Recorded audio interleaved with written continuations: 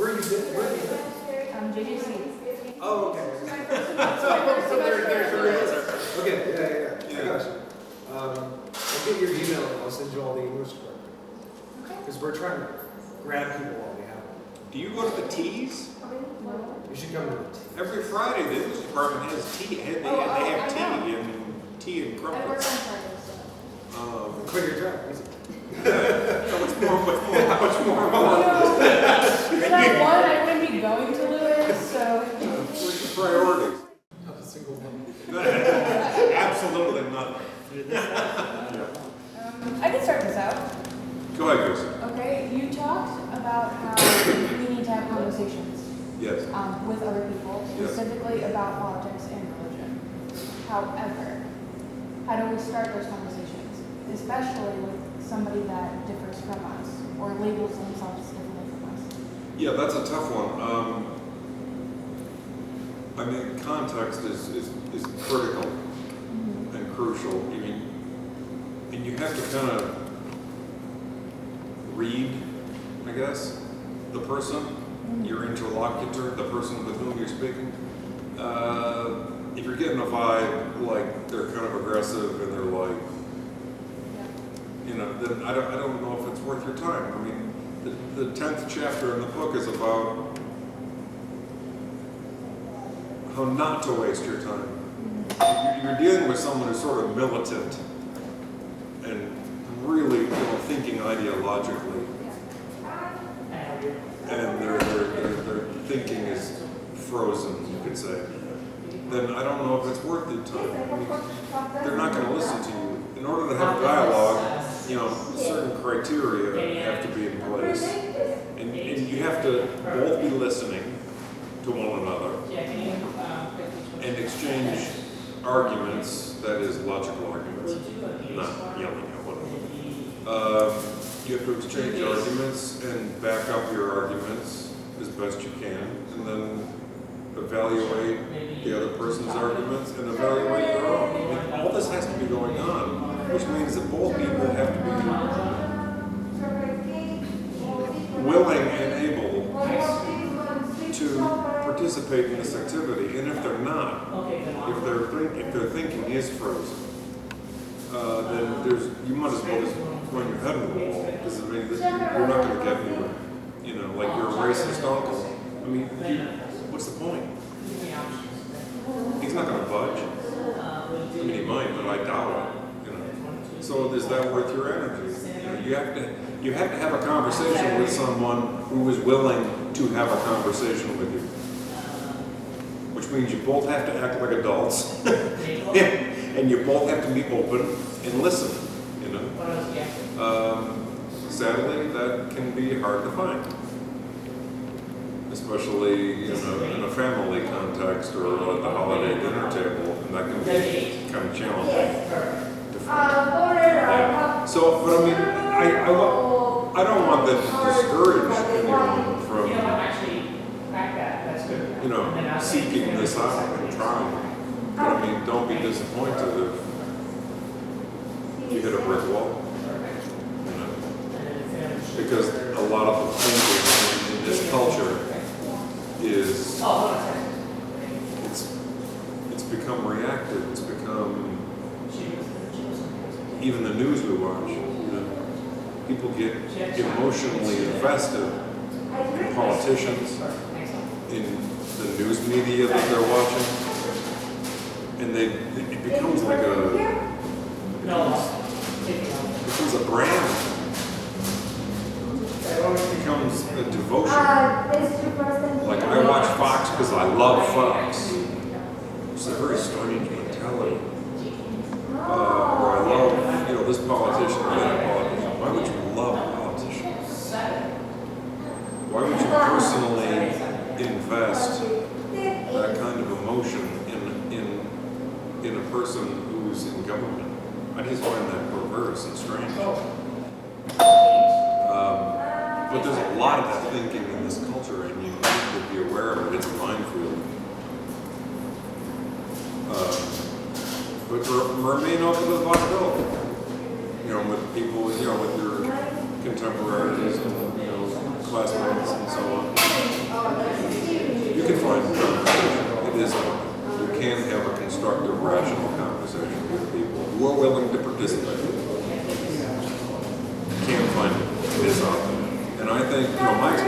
classroom is, as soon as you explain these concepts and you start to show, I think students are really, at first, when we talk about politics in the classroom, I think there's a hesitancy at first. They don't want to talk about it. They're kind of standoffish, you know. And when I show them that, look, we can talk about this like adults, and we look at the public opinion polls and see how much America really does agree, and then it becomes less scary. And then they learn what the words liberal and conservative, those words, they drive me nuts. So once the students learn what those words actually mean, and they look at the public opinion polls, it all becomes less scary. And then the room thaws out. And they feel they can approach it.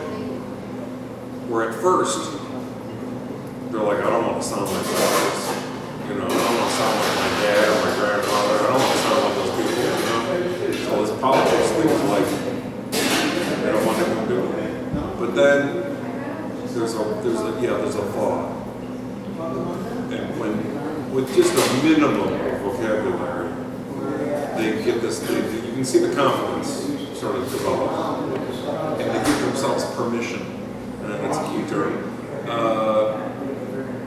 to have something to say. They find that they have something to say. They find their own voice. And that's a really great thing to watch in the classroom, is that watching a student go from like, no way, to, I have something to say about this. You know?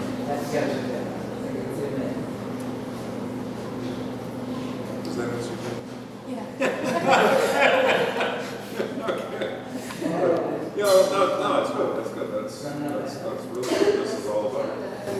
Building on top of the conversation, I know one part of one of the parts I liked was the part where you talked about like the football players, how you talked about like when they were talking about something else.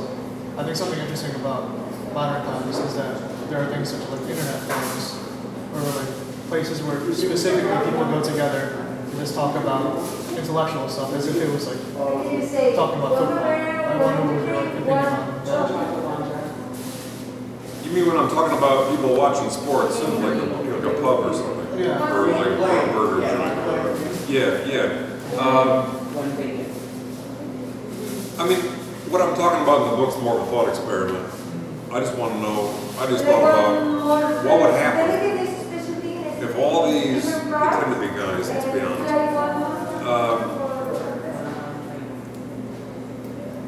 All these guys all over the country probably add up to millions. What if they were talking about not the basketball game or the baseball game, but what if they were talking about things that actually matter? You know, things that affected their lives. You know, whether the Cubs win or not doesn't really affect your life. I mean, it's fun. I'm not saying don't watch baseball or whatever you want to do, but if the Cubs win or lose, it really doesn't affect your life. But if Washington, D.C. and Wall Street drive the economy off a cliff again, that's going to affect your life. That's going to affect your life. So I just thought, wow, all these millions of guys in these pubs and these, sports bars and burger joints and whatever, watching television, talking to one another about the game. What if they were talking about serious subjects? I don't think that's going to happen. I'm just saying what would happen. And I think, the population would become much better educated as a matter of course. And I think a better educated population would cause deep panic in boardrooms all over the country. And CNN would be like, you gotta actually do journalism now? That'd be a drag. And walking Wall Street, they don't want you. The banks, the major banks in New York, they don't want you paying attention. They just want you to look over there, you know. They don't want you learning their cryptic, weird language that they use. And that I think that's a telltale sign is the language they use, you know. How many Americans know what, you know, collateralized debt obligations are? Collateralized debt obligation, what that is, what that concept means, or what is a credit default swap. Most Americans don't even know what. They speak in this weird language, which makes them feel smart, and it makes you feel stupid. Because you're like, I have no idea what these guys are talking about. They're using this weird language with a lot of technical terms, and it makes me feel dumb, so I'm going to run in the other direction. Meanwhile, they get to sound smart and get to feel smart, and we're using all this technical language, and you know, because we're all really smart. Yeah, and then you tune it out, which is what they want you to do. They want you to tune it out because they don't want you paying attention to what's going on Wall Street. They don't want you to be better educated. Power doesn't want you to be better educated. I mean, we learned this when we read about Socrates in the Apology. It's what got him in trouble in the first place, is he's a threat. Well, people becoming better educated would be a threat. Now, what's going on in social, you mentioned like internet platforms. I don't know, I'm not really involved in them, but I hear horror stories about there's a lot of sniping and nasty comments, and it becomes very adversarial. Is that your experience? I mean, I don't really dabble in those type of forms a lot. Yeah. But I know how easy it is and how many people are like, you can post like anything about politics pretty much to basically any social media website, and you'll probably have hundreds of people just immediately hop on and then just talk about their opinions and stuff. I think, from my experience though, you either get when with those forums, you either result in kind of like battlegrounds, or echo chambers is what you generally find. So, Yeah, one of the other. And I feel like anonymity plays a big part in that because they're not talking to a person. You know, in a time like we're doing right now, you have a mask, and that really can take on a really bad personality type if you aren't aware that you can just. It seems like the medium encourages this. Well, there's a break in thinking. Say that again? When there's a break in thinking, you don't have to think when you're anonymous. If somebody replies to You can just react. you just react, or you ignore it.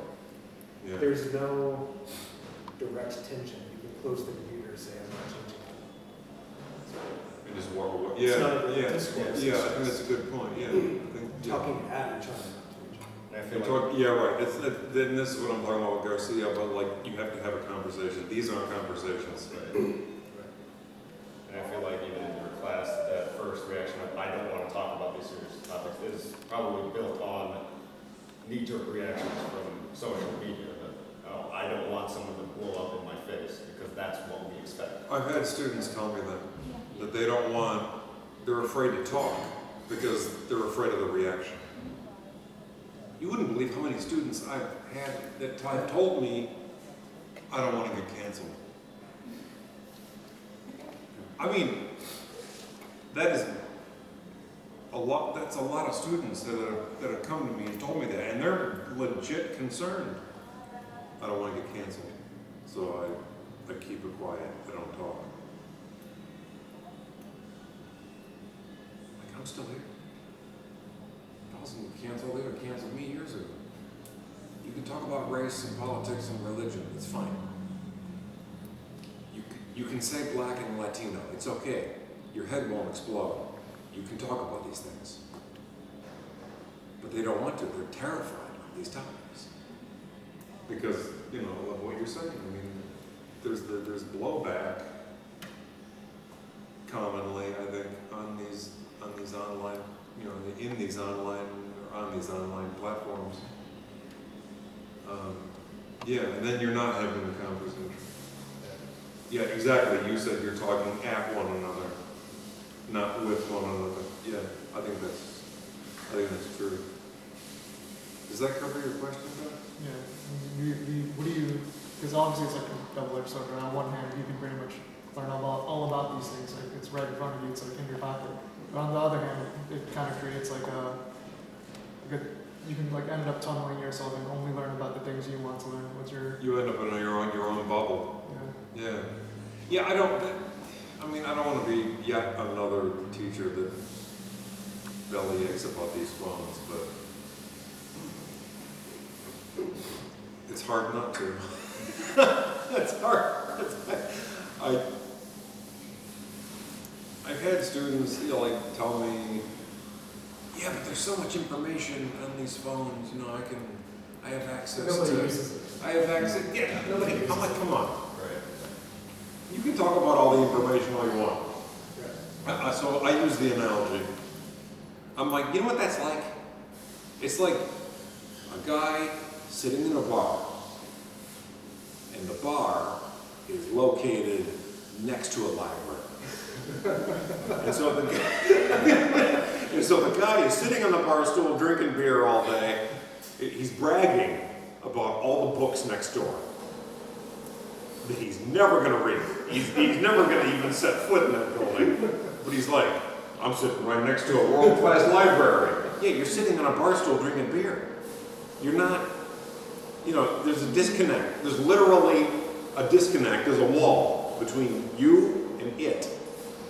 That's what pops into my mind when students try to sell me on the technology about how wonderful it is and how I can read about politics and I can read the New York Times and blah blah blah.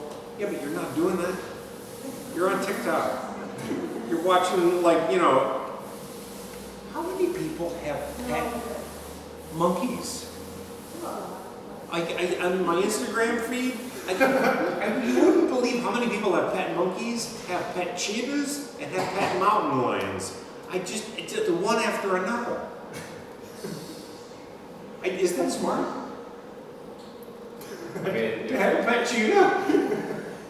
First of all, where do you get a cheetah?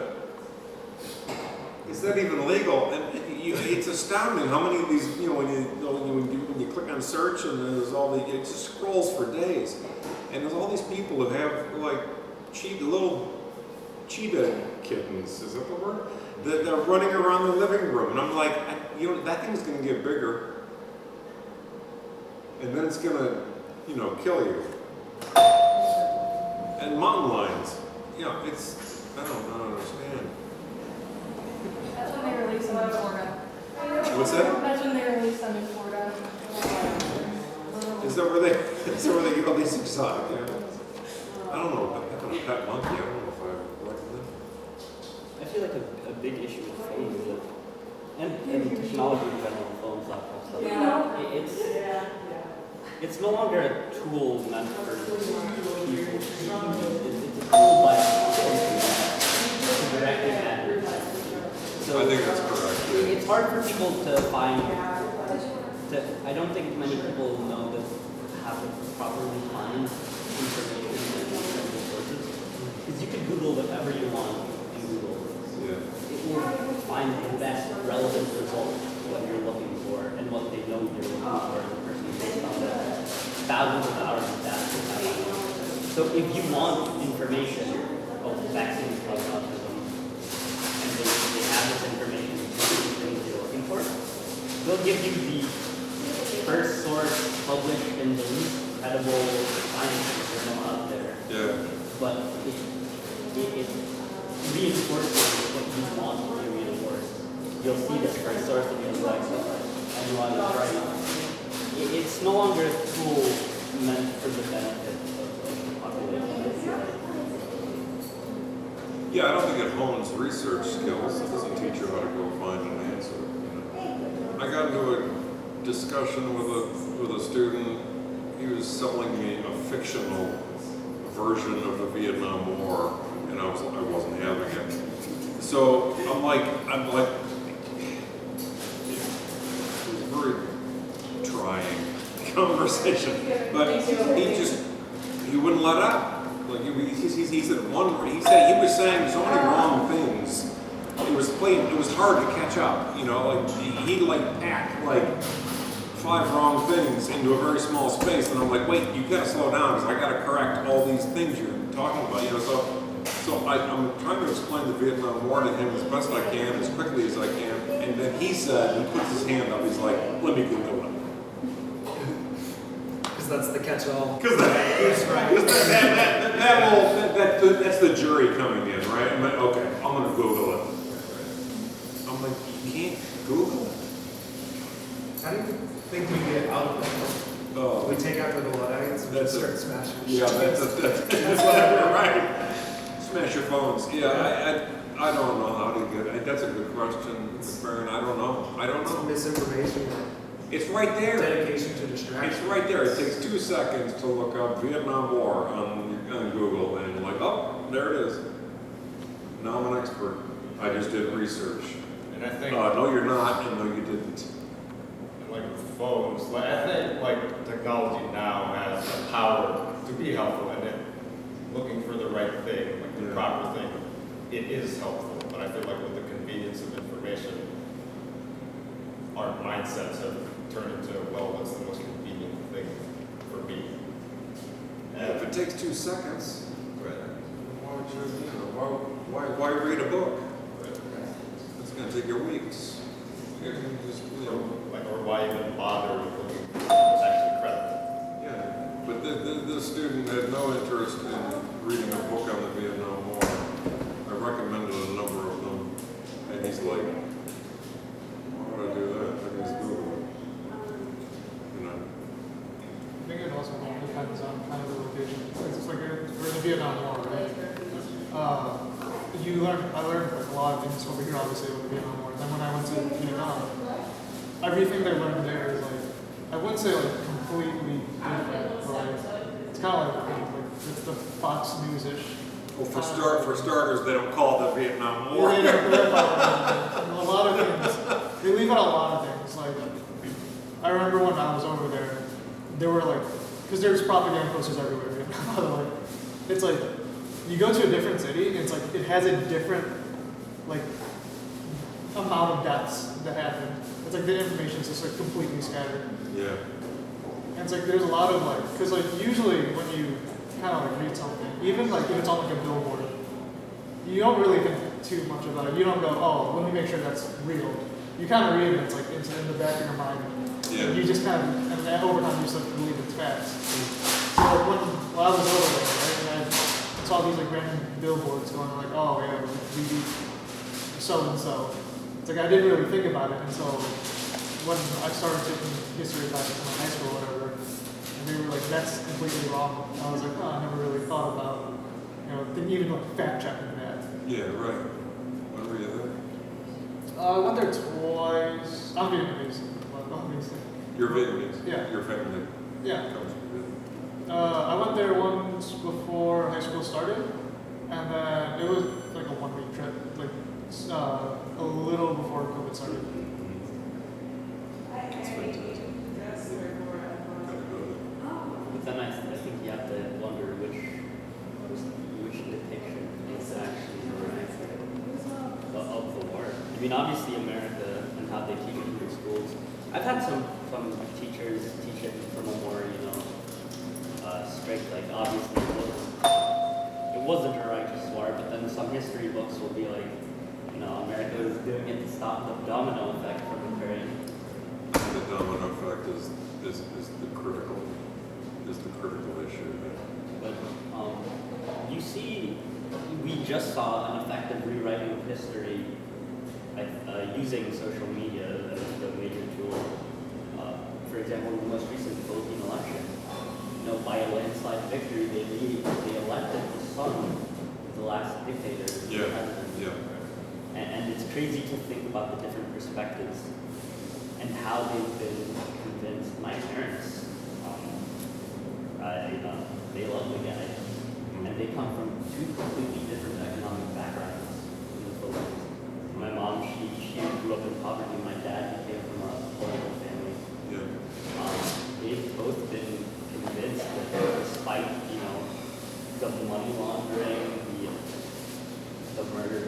different crimes committed by the previous dictator, that somehow it was all still for the benefit of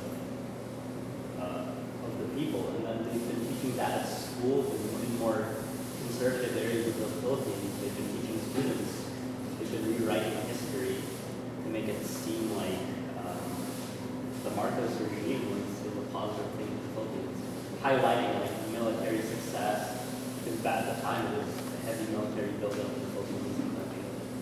But they've been all but redacting the various humanitarian crimes committed at that time. And like I said, social media has been a major tool by the current Marcos presidency to effectively rewrite this history. And no one cares to fact check it. And now that he's the president, the people who have fact checked it are receiving tremendous punishment. Yeah, unflattering facts are dangerous things.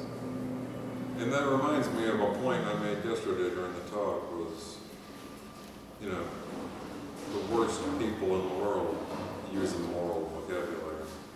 You know, these regimes, they want to present themselves as enlightened, as benevolent. They all do. They all use a moral vocabulary, you know. When was the last time you saw a dictator or an autocrat say, yeah, we're the bad guys? I mean, it doesn't happen. You're never going to see that. It's never going to happen. It never has happened. We're the bad guys. There's just like a funny correlation between dictators who choose to name their regimes as democratic. Oh yeah, they give them these soaring, you know, wonderful titles. Yeah, that's a joke. Yeah, that's. Yeah, they all use this. They all use the same vocabulary when they're doing terrible things, and they're deeply corrupt, and violent, and so on and so forth. Yeah. And we're seeing it all over the world too. I mean, I wasn't sure how close. I wasn't too in depth with the Brazilian election, but I know even then, you know, it wasn't like a landslide victory for Lula. And the ad campaigns they put out against Lula were impressive, especially since, you know, he went to prison. Why did he go to prison? He went to prison because he was a political opponent, yet they treated him as if he was like some sort of like actual criminal. They want to assassinate his character. Yeah. And then you see people who voted for who was the other guy? Bolsonaro, right? They really believed that what he was doing was good. You see like mass amounts of people in his campaign party, they're like crying that he lost because they've been convinced through what I assume, you know, internal news agencies, social media run by the government, that everything he's done was actually beneficial to the people. There's always a cult of personality surrounding these people like Bolsonaro and others. It's standard. You find a terrible politician who has nothing to offer the people, and you guarantee there's going to be a following of cult of personality. I've seen that here. Yeah, Bolsonaro did exactly what Trump did. But he might follow up with this